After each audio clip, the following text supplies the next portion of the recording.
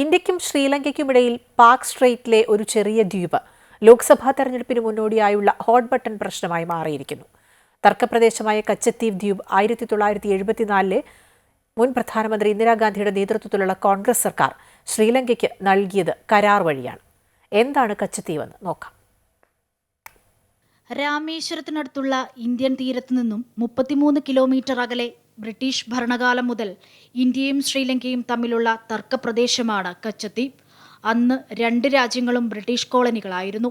അന്ന് രാമനാഥപുരത്തെ രാംനാട് ജമീന്ദാരിയുടെ പരമ്പരാഗത അവകാശവാദങ്ങൾ ഉദ്ധരിച്ച് ബ്രിട്ടീഷുകാർ അത് മദ്രാസ് പ്രസിഡൻസിയോട് ചേർത്തു. 1875 മുതൽ 1948 വരെ പരിപൂർണമായും ഭാരതത്തിന്റെ നിയന്ത്രണത്തിലായിരുന്നു കച്ചത്തീവ്.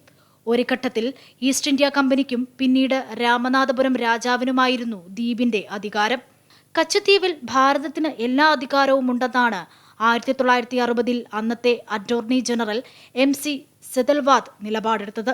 1968 ഇന്ദിരയും ലങ്കൻ പ്രധാനമന്ത്രി ദുദലെ സേനാനായകനും തമ്മിലുള്ള ചർച്ചയിൽ ദ്വീപ് ലങ്കയ്ക്ക് വിട്ടുകൊടുക്കുന്നതിനെക്കുറിച്ച് ധാരണയായി.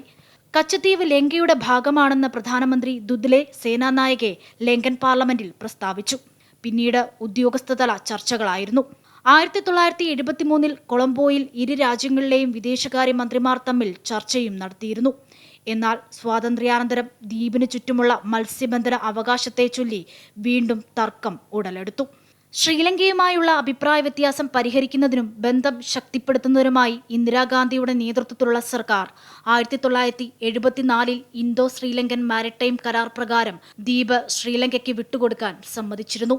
അക്കാലത്ത് ജനവാസമില്ലാത്ത അഗ്നിപർവ്വത ദ്വീപിന് 1.6 കിലോമീറ്റർ നീളവും ഏകദേശം 300 മീറ്റർ വീതിയും തന്ത്രപരമായ മൂല്യവും കുറവായിരുന്നു. എന്നാൽ കഴിഞ്ഞ ദശകങ്ങളിൽ ചൈനയുടെ ഉയർച്ചയും ശ്രീലങ്കയിൽ അതിന്റെ വർദ്ധിച്ചുവരുന്ന സ്വാധീനവും കാരണം സ്ഥിതി ആകെ മാറിമറിഞ്ഞു. അതേസമയം ഇന്ത്യൻ മത്സ്യത്തൊഴിലാളികൾ പ്രദേശത്തേക്ക് പോകുകയും ലങ്കൻ അധികൃതരിൽ നിന്നും നടപടി നേരിടുകയും ചെയ്തതിൽ കൂടുതലും തമിഴ്നാട്ടിൽ നിന്നുമുള്ളവരാണ്. 1974 തമിഴ്നാട് ഭരിച്ച DMK ശ്രീലങ്കയുമായി കരാർ ഒപ്പിടുന്നതിന് മുൻപ് കോൺഗ്രസ് സർക്കാർ തങ്ങളുടെ വീക്ഷണങ്ങൾ പരിഗണിച്ചില്ലെന്നതും അവകാശപ്പെടുന്നുണ്ട്. അക്കാലത്ത് പാർട്ടി നിരവധി പ്രതിഷേധങ്ങൾ നടത്തിയത് വളരെ ശ്രദ്ധേയമാണ്. News desk, Amrita news.